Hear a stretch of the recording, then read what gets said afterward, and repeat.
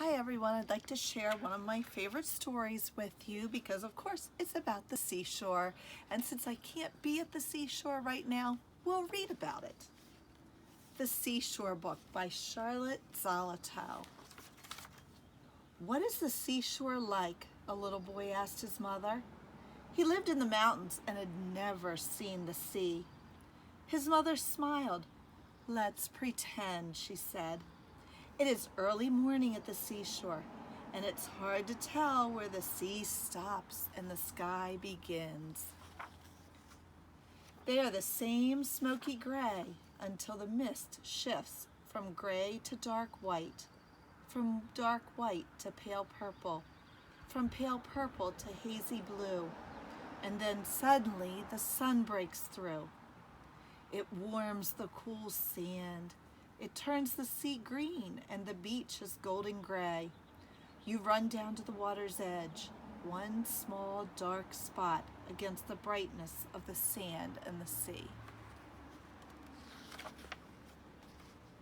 You bend over and pick up a stone washed smooth by the sea. You find tiny brown snail shells and oyster shells, crusty gray outside and smooth pearly pink inside. You pick up a clamshell half open, and inside a live clam snaps the shell closed. In my hand? The little boy asks. In your hand, the mother says. Then you reach down again and pick up a wet white gull feather from the gulls flying overhead.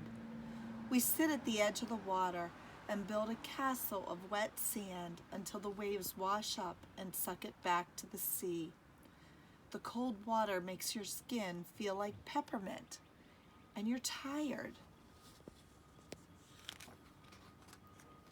You lie down in the hot noonday sun now, and it feels warm as a big soft cat covering you, taking away the chill of the waves.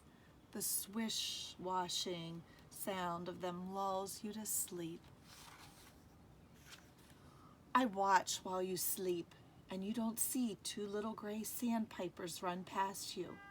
But when you wake up, you do see their claw prints like pencil lines in the sand. You rub your eyes, and it seems there is nothing in the world except the sound of the wind and the rising and falling song of the waves.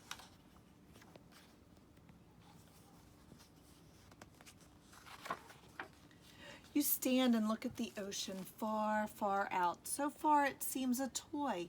A little white sailboat skims over the water and disappears.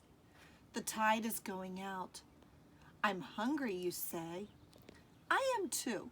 So we wade over to a big rock covered with seaweed and moss. We sit there together and eat our sandwiches and drink lemonade from our thermos and watch the small brown sand crabs squaggling at our toes. An airplane flies low in the sky. Its shadow on the sand is like a gigantic bird, and you leap off the rock and chase after it until it is gone. I watch you throw your head back and twirl yourself around and around until you are too dizzy to stand and you fall down on the sand.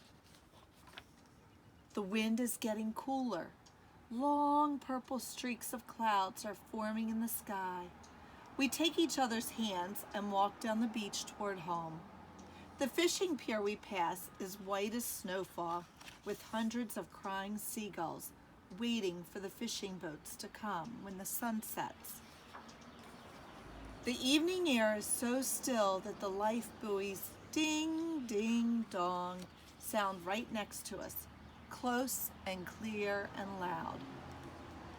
We climb to the top of the dune, away from the ocean, but we stop and look down across the seagrass to the sea.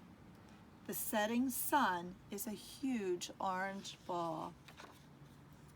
You are so tired when we get home that you can hardly stay awake through your hot bath and your dinner. We barely have time to kiss goodnight before you fall asleep. Outside, the lighthouse is flashing. Golden gleam on, golden gleam gone. But you don't see it. You are sleeping deeply. You don't hear the tide rising. You don't see the small crescent moon outside your window. The ocean is bursting in waves along the shore, covering the rock where we sat and ate our lunch, and carrying up seaweed and shells to the sand.